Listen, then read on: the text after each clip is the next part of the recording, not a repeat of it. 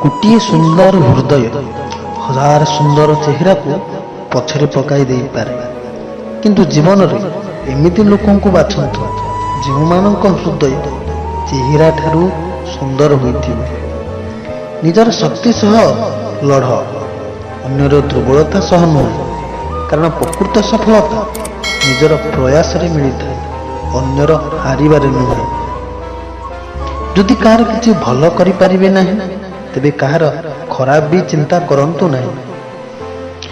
ପ୍ରାର୍ଥନା କରିବା ବେଳେ ମନୁଷ୍ୟ ଭାବିନିଏ ଭଗବାନ ତା କଥା ଶୁଣୁଛନ୍ତି, କିନ୍ତୁ ନିନ୍ଦା କରିବା ସମୟରେ ସେ ଭୁଲିଯାଏ।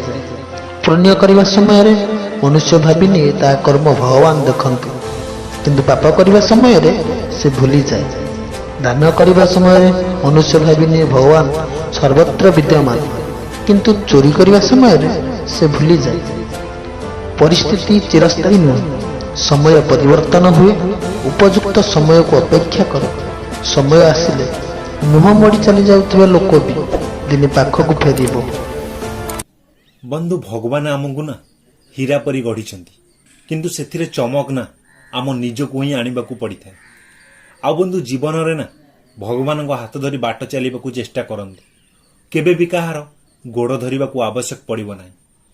ଆଉ ବନ୍ଧୁ, ଯେତେବେଳେ ତୁମେ ଅନ୍ୟମାନଙ୍କ ପାଇଁ ଭଲ ଚିନ୍ତା କରିଥାଅ ନା, ସେଇ ଭଲ ହିଁ ଆପଣଙ୍କ ପାଖକୁ ନା ଫେରିକି ଆସିଥାଏ। ଆଉ ବନ୍ଧୁ, ଏହା ହିଁ ପ୍ରକୃତିର ନିୟମ ଅଟେ। ସେଥିପାଇଁ ବନ୍ଧୁ, ଜୀବନକୁ ନା ସବୁବେଳେ ଭଲ ଦେବାକୁ ଚେଷ୍ଟା କରନ୍ତୁ। ଦେଖିବେ ଭଲ ନିଶ୍ଚୟ ହେବ ତୁମ ସାଥିରେ। ଆଉ ବନ୍ଧୁ, ଲାଇଫରେ ଯାହା ବି ଗୁରୁତ୍ୱପୂର୍ଣ୍ଣ ନା, ତାକୁ ନେଇକି କେବେ ବି ଭୟ କରିବେ ନାହିଁ, ବରଂ ତାକୁ ପାଇବା ପାଇଁ ଲଢ଼ିବା ଶିଖନ୍ତୁ। ଆଉ ବନ୍ଧୁ, ଏଇ ଜୀବନ ନା ସାଇନ୍ସ ପରି ଅଟେ।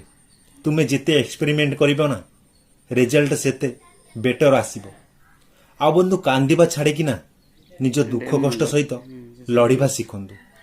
କାହିଁକି ନା ଆମ ସାଥିରେ ଥିବା ଲୋକମାନେ ନା କେବଳ ଶ୍ମଶାନ ପର୍ଯ୍ୟନ୍ତ ଆସିବେ, ତାଠାରୁ ଆଗକୁ ନୁହେଁ।